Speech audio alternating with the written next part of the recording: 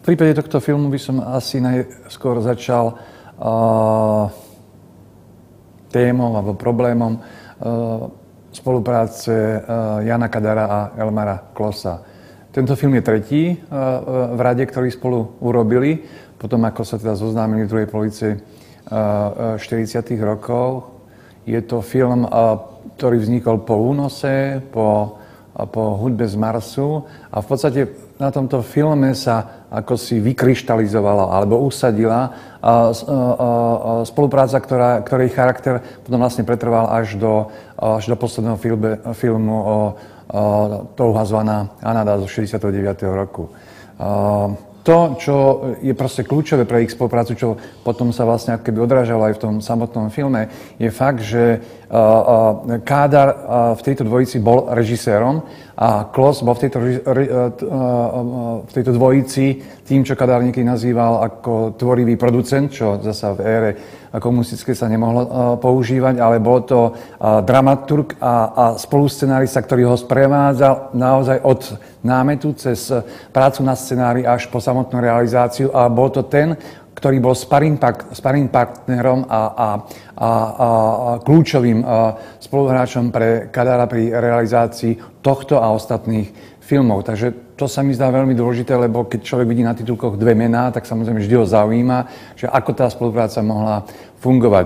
Je tiež ako pravda, že v prípade tohto filmu to bol titul, kde ešte ďalšia postava bola veľmi dôležitá a ukázalo sa to proste potom aj v tých ďalších ich látkach, že si veľmi starostlivo vyberali literárnych autorov. V tomto prípade to bol Ludvík Aškenázy, vlastne skvelý autor 50. rokov, teda veľa diel z detskej literatúry a hlavne to, čo bolo podstatné a prečo si ho vlastne v tom 54., 5., 6. vybrali, bol fakt, že jeho uhol pohľadu na to, čo a aký je hrdina, sa v podstate zmenil oproti tomu, ako to bolo v prvej polovici 50. rokov, keď ten hrdina úderník, ten hrdina totálny ideál jedine mohol fungovať a odrazu tento Aškenázy do literatúry vniesol, tej socialistickej, hrdinu detského, hrdinu s nenaplnenými snami, s hrdinu s bolestiami alebo so smutkom.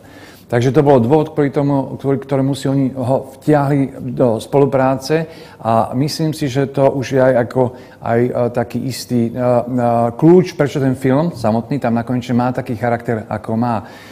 Je to vlastne dosť veľký odklon od tých filmov, ktoré robili predtým, aj od prvého, od Únosu, čo je svojím spôsobom kriminálka, aj keď teda sa veľmi propagandistická, a druhého filmu, alebo thriller v modernom ponímaní. A v druhom filme Hudba z Marsu je satíra na režim, na systém. Úžasné, že to vzniklo v 54. 5. roku. Kdežto v prípade tam nakoniečne už vlastne ten svet režimu ako keby nefungoval. On ten proste zmizol, už aj samotný názov hovorí, tam nakonečne je proste to mimo centra, je to na periférii, aj hrdinovia sú v princípe takí. Opilec, predavačka v mliekarni, sestrička zdravotná, to sú ľudia, ktorí nie sú žiadnymi hrdinmi, to sú triviálne povolania, študentka, to sú ľudia, ktorí sú ako keby mimo hlavného prúdu.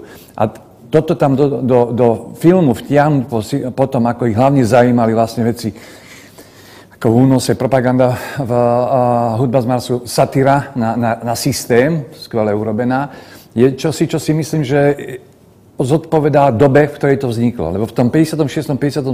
sa doba radikálne zmenila. Kadar v 56. bol v Budapešti v čase, keď tam prišli ruské vojska, keď to okupovali, keď tam bola revolúcia. Že už nikto nedokázal tomu tak veriť, tomu systému, ako to bolo v 49. 50. Lebo obidva boli lavicoví intelektuáli, aj Kádar, aj Kloss. Takže už to nebola taká dôvera, takže obrátenie sa k jednoduchému človeku bolo čosi, ale čo bolo podobné aj v prípade ostatných ako autorov tej doby, to znamená autorov ako Zářijové noci, alebo Škola otcov, Helge, Jasný. Proste to sú autori, ktorí pootočili spôsob, akým sa pozerali filmári na spoločnosť, na človeka a do istej miery začali aj meniť jazyk filmu, ktorý sa používal dovtedy. Takže to je, myslím, ako podstatné pre ten film. Zmena optiky, zmena aj toho, zmena hrdinu a aj sa to nazýva vlastne ako jeden z príspevkov urvlny. To znamená, už to hovorí o tom, že to, čo sa vždy vnímalo ako kľúčové, to znamená autori 60. rokov, Forman, Chytilová a ďalší, malo svojich predchodcov, ktorí naozaj začali už v tomto, napríklad tam na konečne už sa začína hĺbka ostrosti veľmi výrazne fungovať. Tam na konečne jedna z prvých skvelých hudieb je Zdenka Lišku, ktorý 60 rokov bol kľúčový autor. A čo bola tá zmena o Lišku? Zmena o Lišku bola, teda, do ktorej oni ho dotiahli a ktorú on aj ponúkol, bolo, že on nebol len skladateľ hudby v tomto filme, on bol autor kompletnej zvukovej stopy. Tam rovnako ruchy, rovnako ako a hudba hrali svoju rolu. On to celé dal dohromady. Čiže sa nestaral len o to, že aby zložil skvelú hudbu, ale o to, že je to audiovizuálne dielo a všetko tam hrá dohromady. Takže to bola už predpoveď tej zmeny, ktorá potom normálne fungovala v 60. rokoch. Že to, čo sa mi zdá ako dôležité, že sa tu v tej štruktúre rozprávania objavila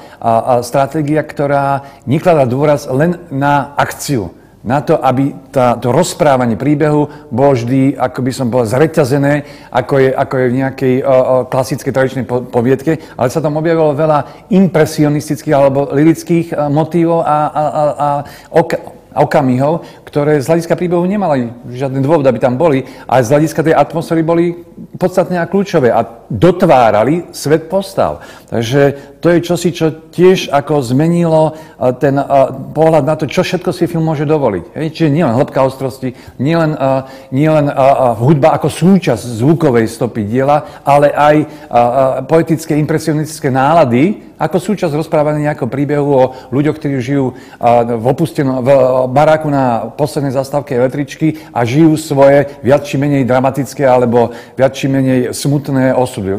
Tie osudy boli v princípe, každý z nich bol viac menej skôr neveselý než šťastný. Je tam postava študentky, ktorá otehotne a jej milenci odmietne zobrať a chce, aby išla na interrupciu. Postava otca a opilca, ktorý sa nedokáže postarať o svoju dcéru, napriek tomu, že ju strašne má rada, ale proste nezvláda to.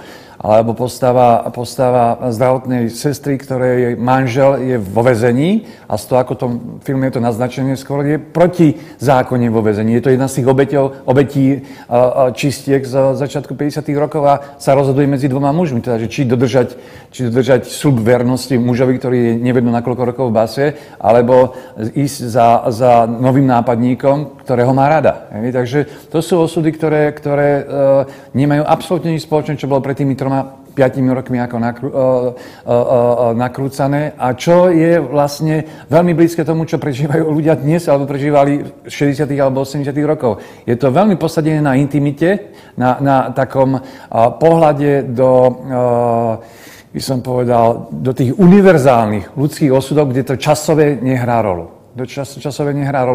A v spojitosti s tým, že aj ten štýl rozprávania je už moderný, človek už nemá pocit, že pozerá na čosi veľmi, by som povedal, tradične robené z 30. rokov, že už to má štruktúru a štýl, ktoré zodpovedá nášmu vnímaniu to, čo je filmové rozprávanie, tak ten film mi pripadá ako stále aktuálny a moderný.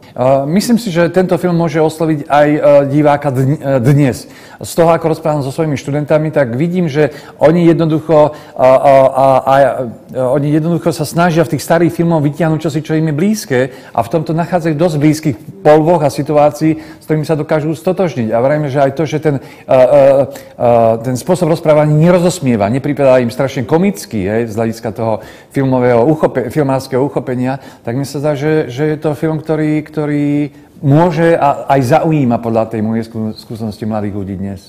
Pre mňa ono to, keď si človek vezme tú dráhu, ktorú má Kadar s Klosom z hľadiska kvality diel, v princípe, keď si odmyslí ten prvý únos, ale sa na tom je pravda, že ten únosom je skvelé remeslo urobené, aj keď je to totálna propaganda proti imperialistom, ale ostatné filmy, a kvôli tomu, že oni si vedeli dobrých spolupracovníkov zobrať, lebo keď si vezmete, že čo robí s Vratislavom Blaškom, to sú skvelé filmy.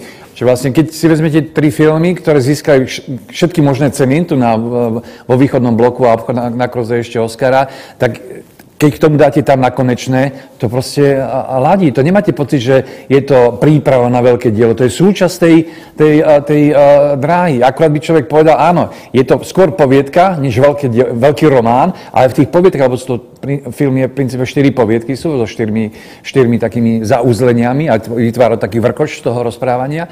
A je to rovnocenné z hľadiska kvality ako Obžalovaný alebo aj toho zvaná Anada. Takže si myslím, že nie je to čosi, za čo by sa autori mali hanbiť a myslím si, že je to aj prínosom do dejín českej kinematografie a do dejín českého filmu hraného.